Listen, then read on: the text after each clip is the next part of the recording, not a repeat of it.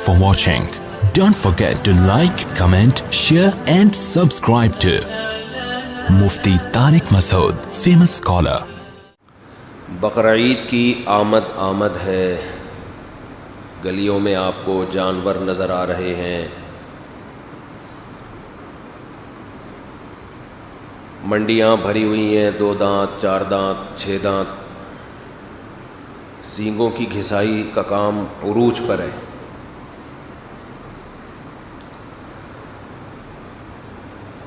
یہ ایک رونق ہے، شاعر اسلام میں سے بقرعید ہے۔ شاعر کا مطلب کوئی بھی ایسا کام، ایسی علامت جسے دیکھ کر فوراً کسی دوسری شے کا تصور ذہن میں آتا ہے۔ آپ نے دیکھا ہوگا کمپنیوں کا ایک ٹریڈ مارک ہوتا ہے، لوگو ہوتا ہے۔ وہ لوگو کیوں ہوتا ہے؟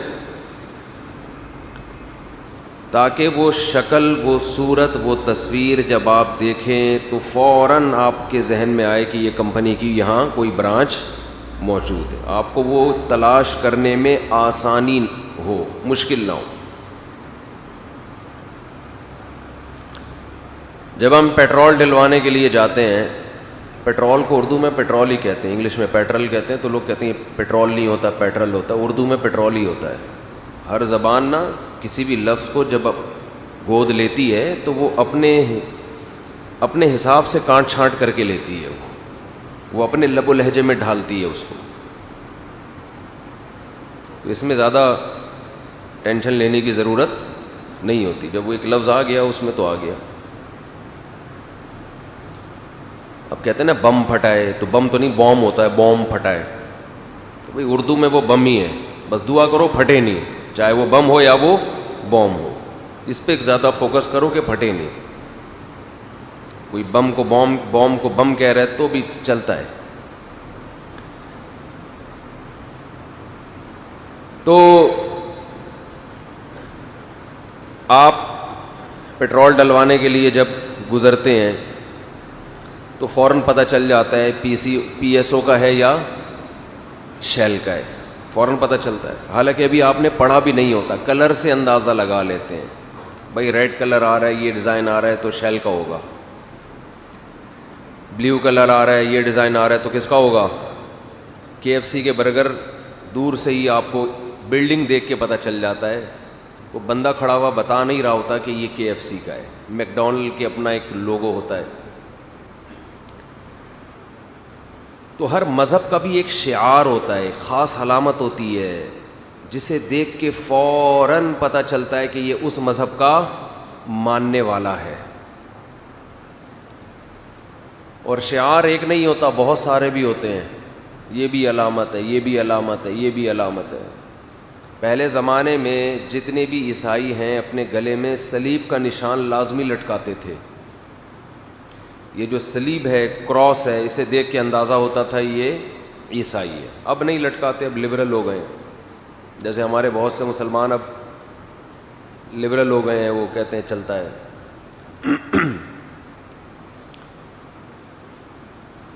تو ایسے ہی ہر مذہب کا کوئی علامت، کوئی نشان، تو اسلام کے شعائر میں سے ایک شعیرہ، ایک شعار وہ بقرعید بھی ہے کہ مسلمان جب عید الاضحیٰ آنے والی ہوتی ہے، ذی الحجہ کی 10 تاریخ آنے والی ہوتی ہے، تو مسلمان جانور ذبح کرنے کے لیے اللہ کے ہاں قربانی پیش کرنے کے لیے تیار ہو جاتے ہیں۔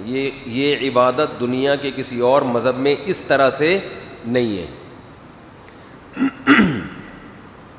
اور یہ عبادت پچھلے مذہبوں میں تھی، یہودیوں میں بھی تھی، عیسائیوں میں بھی تھی، مگر یہود و نصارہ میں جو فنٹر قسم کے علماء پیدا ہوئے، جنہوں نے جو لبرل قسم کے نا، جنہوں نے ہر چیز کو لاجک اور ایکچولی یہ تو اس لیے تھا، ان کے ہاں جب لبرل لوگ پیدا ہوئے نا تو ایسے مولانا بھی پیدا ہوئے جنہوں نے ان لبرل لوگوں کو خوش کرنے کے لیے دین اور مذہب میں کانٹ چھانٹ بولو شروع کر دی کہ پبلک خوش رہے۔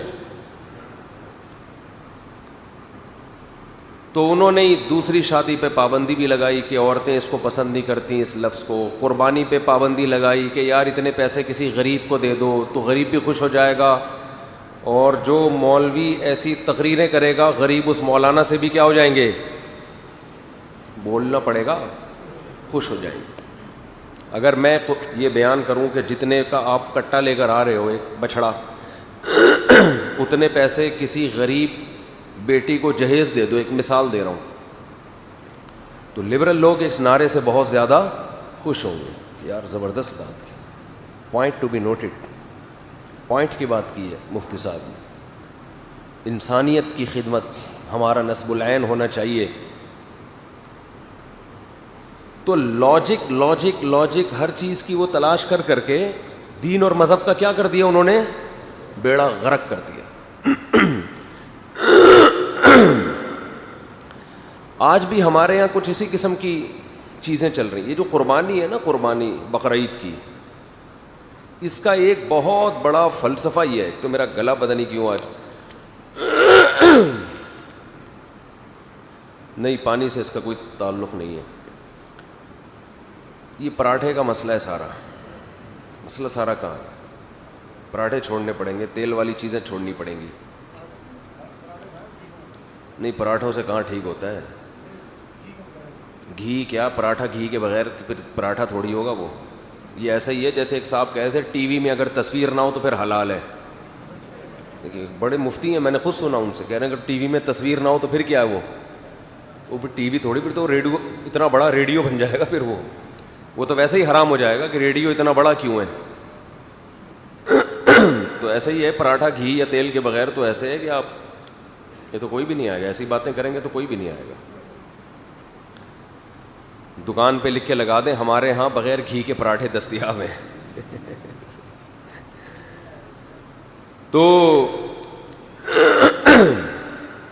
تو میں یہ عرض کر رہا تھا, کیا عرض کر رہا تھا, ہاں, تو یہود و نصارہ نے اپنے جو لبرل قسم کے لوگ ہیں نا ان کو خوش کرنے کے لیے کیا کیا, رجم کی سزا ختم کر دی. جیسے غامدی صاحب نے رجم کی سزا کیا کر دی ہے, ختم.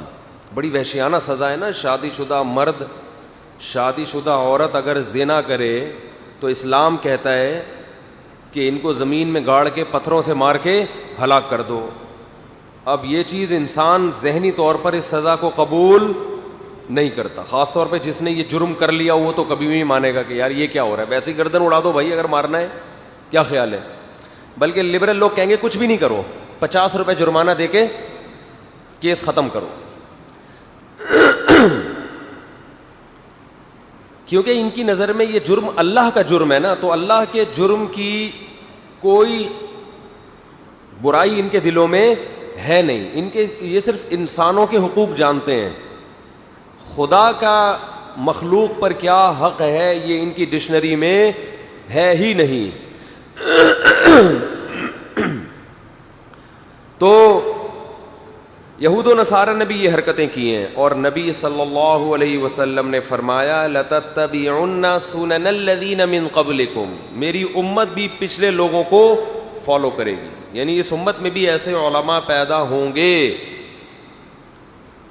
جو وہی حرکتیں کریں گے جو کنہوں نے کی ہیں, یہود و نصارہ نے. فرق یہ ہے کہ یہود و نصارہ میں سارے غلط ہو گئے تھے, جبکہ نبی نے یہ خوشخبری دی ہے کہ میری امت گمراہی پہ جمع نہیں ہو سکتی. اس میں دونوں چیزیں چلیں گی, اہل حق بھی اور اہل باطل بھی. سارے اہل باطل نہیں ہو سکتے. اگر کوئی ایسا دین پیش کر رہا ہے جس سے یہ تصور آ رہا ہے کہ یہ سارے غلط تھے اور میں صحیح ہوں, تو اس کا مطلب یہ 100% غلط ہے, کیونکہ سارے غلط نہیں ہو سکتے. بلکہ نبی کی حدیث کا مفہوم ہے ظاہرین علی الحق, ایک جماعت حق پر غالب رہے گی. یعنی وہ چھوٹی جماعت نہیں ہوگی بلکہ بہت بڑی جماعت ہوگی. تو یہود و نصارہ نے کیا گڑبڑ کی, دوسری شادی پہ پابندی لگائی. عورتیں اس ٹاپک سے کیا ہوتی ہیں, بولو, ناراض. پہلی بیوی کے آنسو دیکھے انہوں نے, ترس آتا ہے یار اس بیچاری کا کیا قصور, انہوں نے ختم. حالانکہ ان کے مذہب میں 4 سے زیادہ کی اجازت تھی, تو انہوں نے 4 کو بھی نہیں رکھا. انہوں نے کہا یار یہ تو عورت بیچاری روتی ہے, سالوں کو تکلیف, سسر کو تکلیف, چھوڑا یار یہ ختم. قربانی کا فلسفہ انہوں نے کیا کر دیا کہ کیا جانور کٹ رہا ہے بھائی, تڑپ رہا ہے, ٹانگیں مار رہا ہے, خون نکل رہا ہے, یہ عجیب بھیانک والا منظر, اف, تو بہتر نہیں ہے یہ پیسے کسی مسکین کو دے دو, غریب کو دے دو, ٹرسٹ کو دے دو. تو آہستہ آہستہ نا تبدیلیاں ہوتے ہوتے ہوتے نماز روزہ بھی مارکیٹ سے کیا ہو گئے, شارٹ.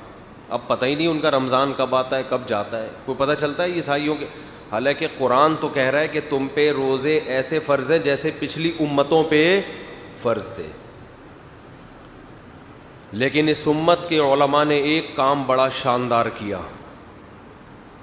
اور یہ آج نہیں, یہ 1000 سال پہلے کر لیا.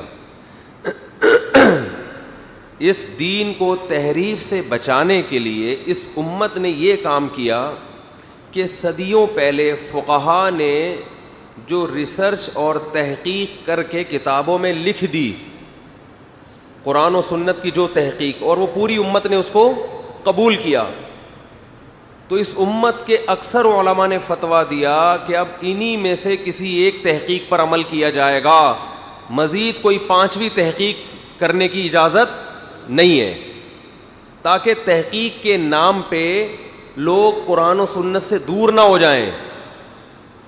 سمجھ میں آ رہی ہے بات کہ نہیں آ رہی ہے؟ ان میں سب سے پہلے جو ریسرچ کا کام تھا, تحقیق کا کام, وہ عبداللہ بن مسعود رضی اللہ تعالی عنہ کے شاگرد, ان کے شاگرد ابراہیم نخعی, ان کے شاگرد حماد, ان کے شاگرد امام ابو حنیفہ نے شروع کیا. باقاعدہ فقہ کو ریٹن فارم میں لانا, بولو بھائی, شروع کیا کہ قرآن و حدیث کی ریسرچ کو ابھی کیا کرنا چاہیے, کتابی شکل میں بند, مسائل کو ترتیب سے لکھ لینا چاہیے, یہ حلال ہے, یہ حرام ہے, یہ جائز ہے, یہ کیا ہے, یہ ناجائز. وضو کے احکام, نماز کے احکام, زکوٰۃ کے احکام, حج کے احکام, روزے کے احکام, غنیمت کے احکام, نکاح کے احکام, طلاق کے احکام, وراثت کے احکام, کتاب الحدود, سزاؤں کے احکام, ریاستی قوانین, یہ تمام چیزیں فقہ کی کتابوں میں کیا ہو گئیں, ریٹن فارم میں لے آئے. یہی کام امام شافعی نے بھی کیا, جو امام ابو حنیفہ کے شاگرد تھے. یہی کام امام مالک نے بھی کیا. یہی کام امام احمد ابن حنبل نے بھی کیا, اور بھی فقہا نے یہ کام کیا, مگر امت نے ان چاروں کو جس طرح سے قبول کیا کسی اور کو یہ مقبولیت نہیں ملی, کیونکہ ان کے دلائل بڑے وزنی اور جاندار تھے. تو جب یہ 4 فقہ وجود میں آئے, ان میں کچھ مسائل میں اختلاف بھی تھا, اتفاق بھی تھا. تو اس وقت کے تمام علماء کا یہ فتویٰ آج بھی, کہ اب اگر کسی نے اسلام کو فالو کرنا ہے تو اس کی تحقیق اگر ان چاروں فقہا سے ٹکرائے گی تو اس تحقیق کو کہاں, دیوار پہ دے مارا جائے گا. وہ اس کی اپنی رائے ہوگی, وہ اسلام بولو نہیں ہوگا. اب اگر کوئی یہ سوال پوچھتا ہے نا کہ قرآن میں کہاں لکھا ہے کہ ان چاروں کو فالو کرو, یہ بالکل ایسے ہی جاہلانہ سوال ہے جیسے کوئی یہ کہے کہ قرآن میں کہاں لکھا ہے کہ وہ حدیث کو صحیح مانو جو امام بخاری نے جس کو صحیح کہا ہو. قرآن میں کہاں لکھا ہے کہ مصحف عثمانی کو فالو کرو, جو حضرت عثمان نے قرآن مرتب کیا تھا اس کو فالو کرو. کہیں لکھا ہے قرآن میں؟ بولو بھائی. یا نبی نے فرمایا کہ اتنے سارے قرآن کے نسخے ہوں گے, وہ نسخہ جو حضرت عثمان مرتب کریں اس کو فالو کرنا, باقیوں کو جلا دینا. کہیں لکھا ہے یہ؟ بولتے کیوں نہیں بھائی؟ حضرت عثمان کے دور میں ہر آدمی نے اخپل طریقے سے قرآن لکھا ہوا تھا, ہر ایک کی ترتیب دوسرے سے بولو نا ڈفرینٹ تھی, مختلف تھی. حضرت حذیفہ نے حضرت عثمان کو خط لکھا کہ امت کو آپ اس اختلاف سے بچائیں جو یہود و نصارہ میں ہوا تھا. ان کی تورات میں تحریفیں شروع ہو گئیں, تو اس امت میں بھی قرآن میں کیا ہوں گی, لڑائیاں. ہر آدمی کی اپنی ترتیب ہے, ایک ترتیب پہ قرآن جمع ہونا چاہیے.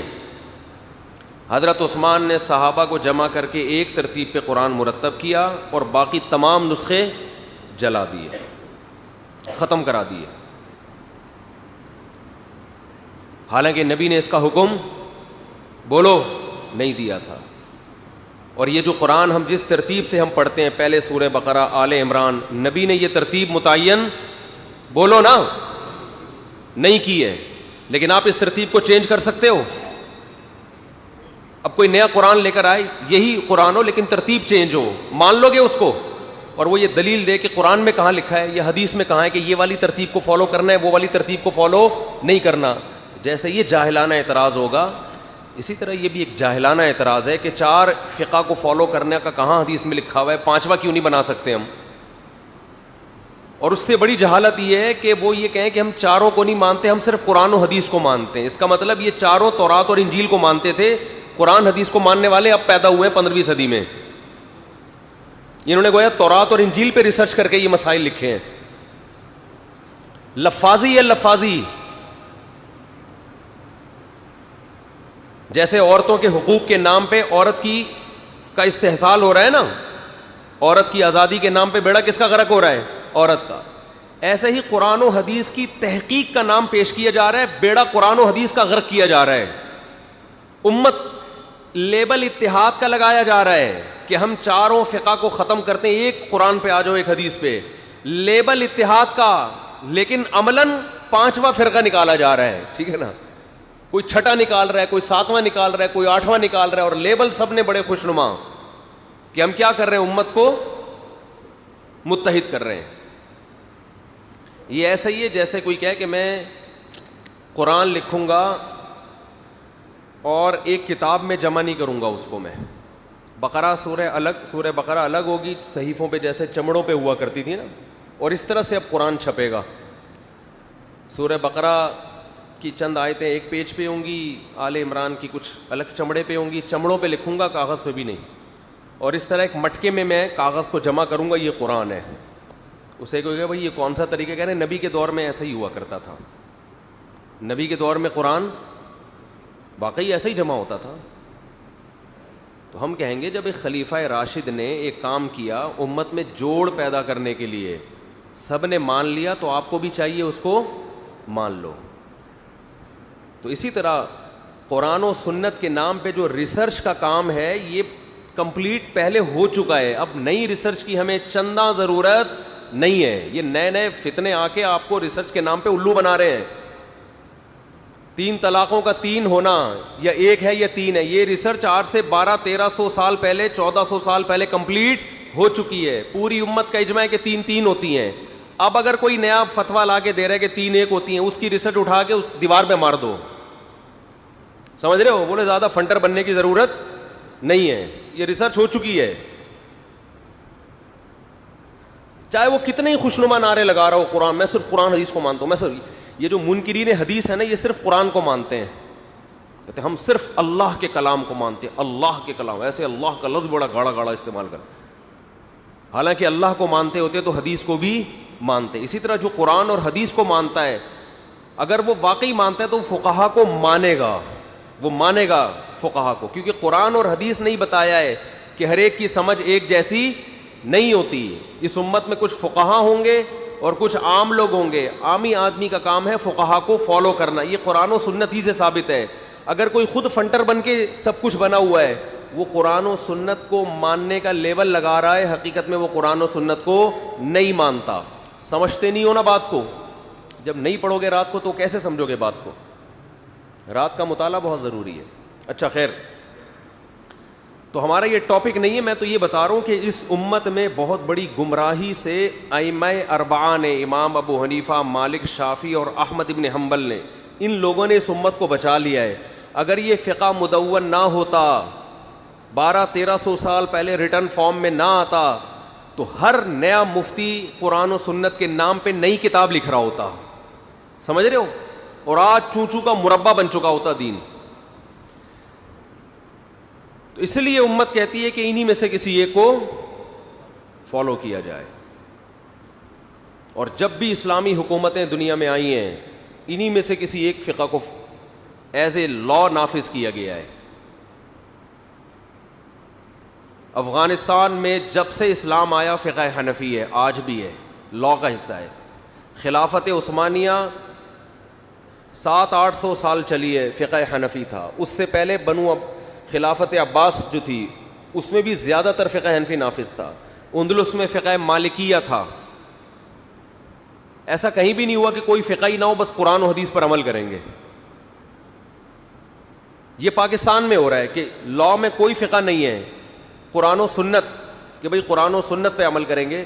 لیکن جس کا جب جی اٹھتا ہے قرآن و سنت کی غلط تشریح کر کے لاء پاس کر کے بولو نافذ کر دے. خلا کا دیکھو نا، یہ جو آج کل عدالتوں میں خلا دیا جا رہا ہے اس پہ قرآن و سنت کا لیبل لگایا ہوا ہے. جج وہ قرآنی آیتیں باقاعدہ پڑھ رہا ہوتا ہے، حالانکہ ان آیتوں کا وہ مفہوم کوئی بھی بیان نہیں کرتا جو مفہوم عدالت بیان کر رہی ہے.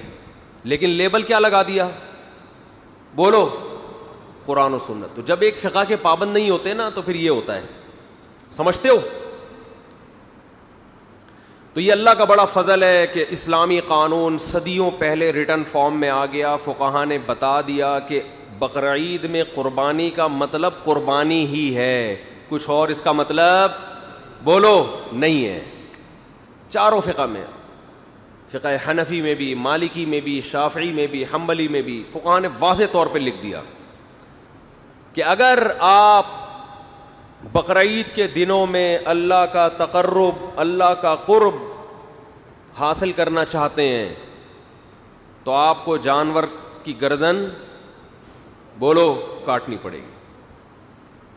اس امت نے اسلامی قانون کی حفاظت کی اور دین میں تحریف کے دروازوں سے روک لیا. اب قربانی کا مطلب کیا ہے؟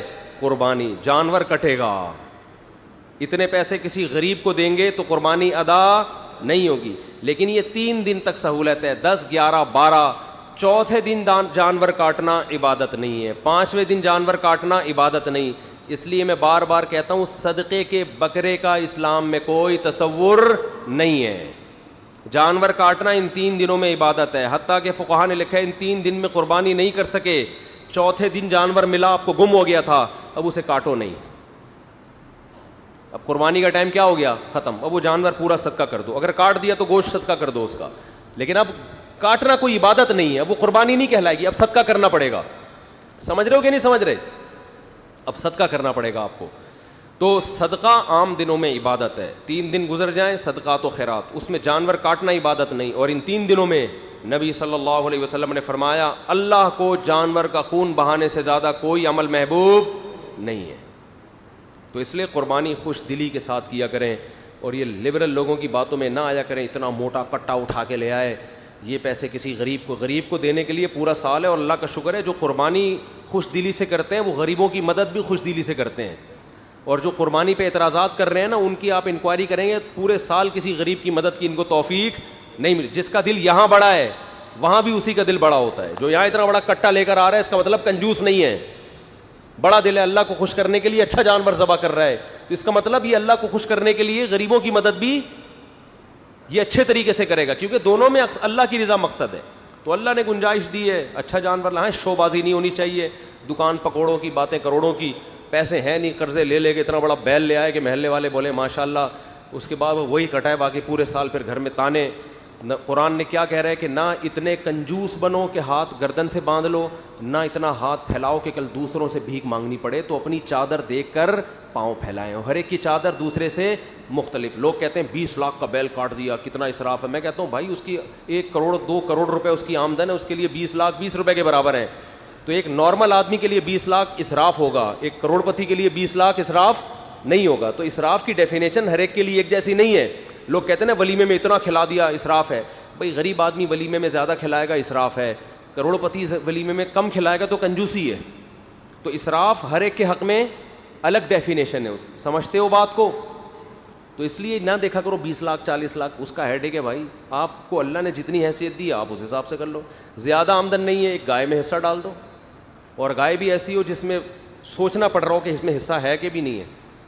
ایک دفعہ میں گائے لے آیا، اتنی چھوٹی سی تھی کہ اس میں 7 حصے تھے نا. تو ایک صاحب مجھے کہہ رہے کہ اس میں 7 ہو بھی جائیں گے کہ نہیں ہو جائیں گے. میں نے کہا کوشش کرتے ہیں. ٹھیک وہ مل گیا تھا، میں اچھا لگ رہا تھا. تو بعض دفعہ ایسا بھی ہوتا ہے, تو بعض دفعہ اتنا بڑا بچڑا ہوتا ہے کہ دل چاہتا ہے کہ کاش اس میں 14 حصے ہوتے. تو جیسی اللہ نے اوقات دی ہے, حیثیت دی, اس حساب سے لے کر آؤ. اپنی حیثیت کو ملحوظ رکھو اور خوش دلی کے ساتھ قربانی کیا کرو, اور جانور پہلے لے آؤ تاکہ اس کی کھلائی پلائی بھی ہو, صحیح ہے نا, اس کو نہلائی دھلائی بھی ہو, اس کے ساتھ سیلفیاں بھی ہوں, ٹھیک ہے نا, اور اس سے تھوڑی محبت بھی پیدا ہو جائے. جب محبت ہوگی تو کٹنے میں تھوڑا غم زیادہ ہوگا, تو اس میں قربانی کا عنصر بھی تھوڑا زیادہ ہے. مجھے یاد ہے بچپن میں ہمارے والد صاحب نے مجھے 3 مہینے پہلے ایک دمبا خرید کے دے دیا تھا قربانی کے لیے. اس دمبے کو میں روزانہ لے جاتا, اس کی سیوا کرتا, اس کو کھلاتا پلاتا, مستنڈا بنا دیا. مجھے اچھی طرح یاد ہے جس دن وہ کٹ رہا تھا میں اس کے سامنے نہیں تھا, میرے آنکھوں سے آنسو نکل رہے تھے اور میں گھر سے باہر چلا گیا. تو یہ قربانی کا عنصر اس میں زیادہ ہے کہ نہیں ہے, کیونکہ وہ مجھ سے بہت مانوس ہو گیا تھا. لیکن اللہ نے اس میں جانوروں پہ بھی رحم کیا ہے. ہندو کہہ سکتا ہے اتنا پیارا جانور جو اتنا مانوس تھا کیوں کاٹ دیا, نہیں کاٹتے تو اب ویسے ہی بڈھا ہو کے مر چکا ہوتا اب تک. ہندوستان میں ان گایوں کا حال دیکھو جن کو نہیں کاٹتے, بڈھی ہو کے پڑی رہتی ہیں, بھوک پیاس سے مرتی ہیں. تو اللہ نے ان جانوروں پہ بھی رحم کیا ہے. یہ کٹنا ان کے لیے بھی فائدہ مند ہے, ورنہ ان کو کوئی اتنا پروٹوکول دے گا نہیں. ان کی خوراکیں بہت ہیں. انسان جب بوڑھا ہوتا ہے اولاد پال لیتی ہے, جانور بوڑھا ہوتا ہے اس کے بچے نہیں پالتے اس کو, نہ اس کو انسان پالتا ہے نہ بچے پالتے ہیں. انڈیا میں جو گایوں کو ماں بنایا ہوا ہے نا انہوں نے, ذرا آپ یوٹیوب پہ ڈاکومنٹریز دیکھیں, وہ ان کی مائیں جو جن کو گائے کو ماں کہتے ہیں, یہ گائے کس طرح بھوک اور پیاس سے تڑپ تڑپ کے مرتی ہیں, یہ سمجھتے ہو. تو اس لیے ان کے حق میں بھی بہتر ہے کاٹ کے کھا جاؤ, یہ ان کے لیے بھی مفید ہے. اللہ تعالیٰ سمجھنے کی عمل کی توفیق عطا فرمائے.